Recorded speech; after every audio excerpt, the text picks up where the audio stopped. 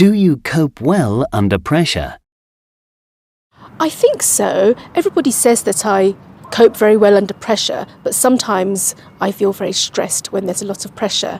However, I am very good at managing a lot of work at the same time. I think I cope very well under pressure. I feel that sometimes I get more work done if I'm under pressure. I try to get things done by managing my time, and I try not to overwhelm myself. I tend to cope well enough under pressure, especially if I've had a chance to prepare a little bit beforehand. Yes, I do cope well under pressure.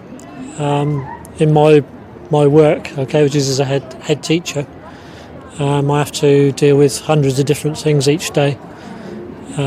So I get pressure from parents, from staff, from children, and have to swap from one thing to another, doing all sorts of different tasks. Yes, I think I do cope well under pressure as long as I have some time alone to make lists and think to myself. What skills do you need to be successful in your ideal job?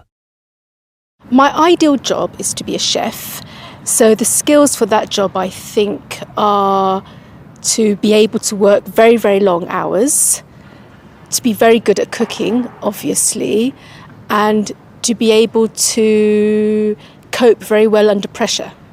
I think positive energy for me, it's really important to be successful in my ideal job. So as long as you are confident and you have an ambition to reach your goal and just believe in yourself, I think you can achieve anything.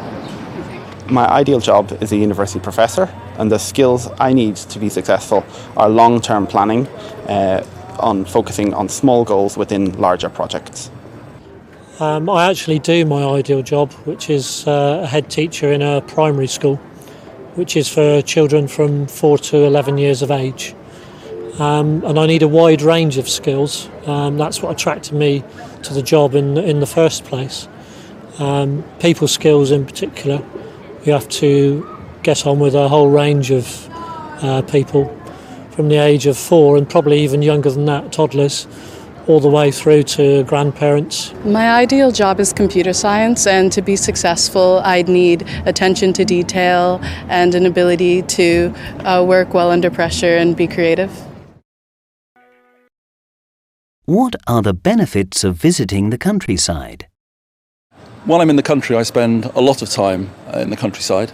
It's peaceful, it's quiet, and it helps to keep me calm.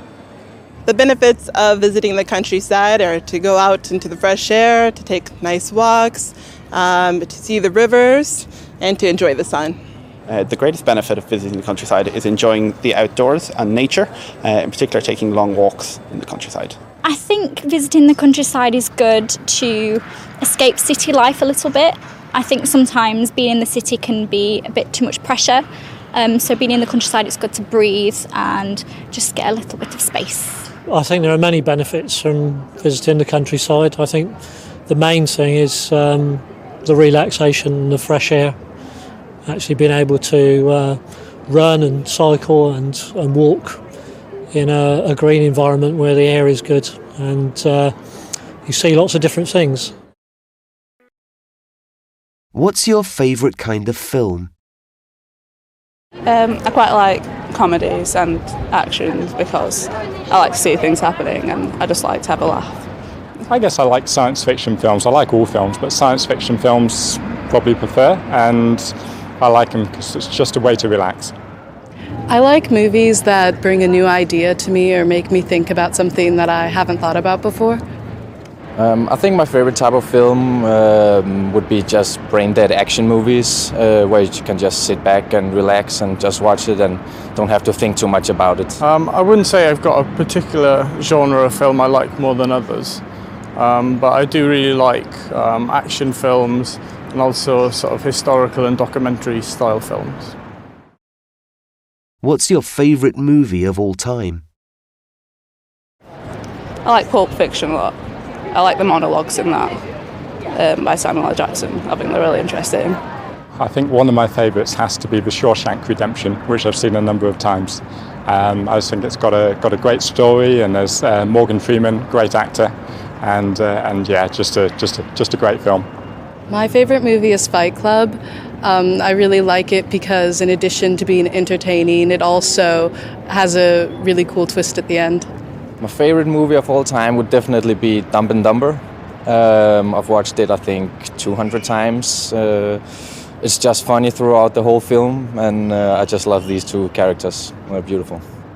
Yeah, Heat's my favourite film of all time with Al Pacino and Robert De Niro.